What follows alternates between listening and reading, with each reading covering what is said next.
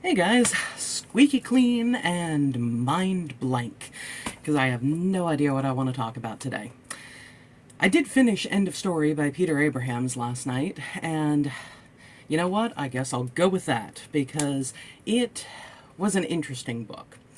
There were some things that I wish had been better developed, but ultimately, it was a good read.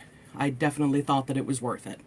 So, it starts with this girl named Ivy, and, well, woman really. You know, she's an adult. She has a studio apartment in New York. She's trying to make ends meet, and she is trying to have her dream of becoming a legit author come true. And that's something that I can personally relate with, because even though I've had two Sherlock Holmes novels published under MX Publishing, available on Amazon, link in the description below, it's I'm not going to make my living writing what is ultimately professional fan fiction. You know, it's just not going to happen. And I also know that any of my original ideas, unless they get snatched up and suddenly I become the next Stephen King as far as sales, I'm not going to be able to support myself on writing alone. So, yeah, there's that frustrating conundrum of having the normal job life and trying to work writing in amongst that in the free time. Well, very limited free time because of how much crocheting I'm doing these days. And, but anyway, Ivy was a very relatable character to me because of that. Well, she gets an opportunity to hold a writing class at a prison. And one of the people there is this guy named Vance Harrow. And the more that she was intrigued by the first thing that he wrote, talking about an ice storm and this little curly-haired girl getting killed in an accident because of said ice storm. And she gets intrigued by that. She's intrigued by the writing, and she starts looking into his past and what happened to him to put him into prison.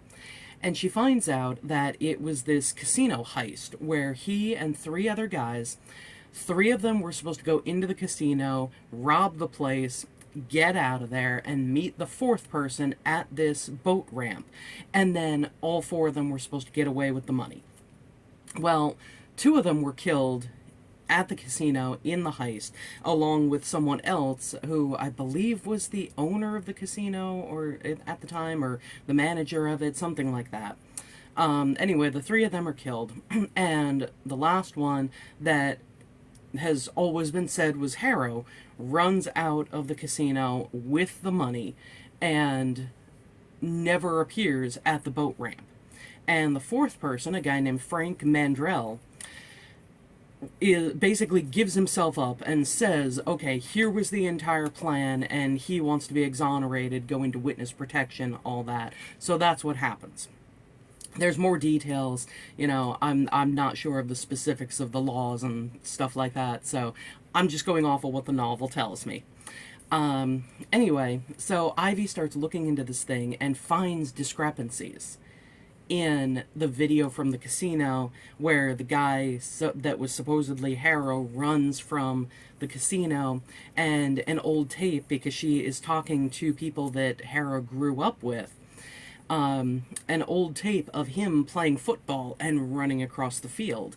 And she noticed discrepancies in the way that those two people run. And so she begins to think, wait a minute, Harrow's got to be innocent, because that cannot be him who was running from the casino. And so it escalates, and we get to the end, and we find out who that curly-haired girl in Harrow's original story represents. We find out what actually happened the night of the robbery and what else was going down that night. And it was really good. The only thing that I wish there had been was more development and more focus on Ivy's initial interest in Harrow. because it just seems to come, I don't want to say it comes out of nowhere, but for lack of a better term, that's what it seems. You know, she's intrigued by this story, but even that, like, it doesn't even give the implication of it being something that is stuck in Ivy's head that she can't get out. And you know, I just wish that there was more focus on that. I wish there was more development and growth with her deciding, you know what, there is something more to this. You know, instead it just kind of jumps into that and has her being like, yeah, I want to find out about this guy.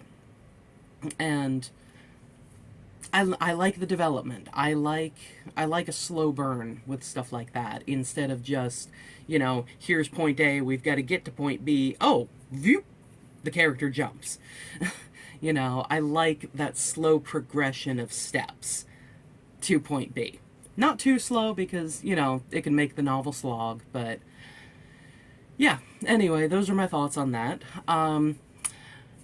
Again, go back to the previous video where I talk about the giveaway because I am, that is open until July 21st, but you have to like and comment on that particular video, which again, I'll link in the description box below.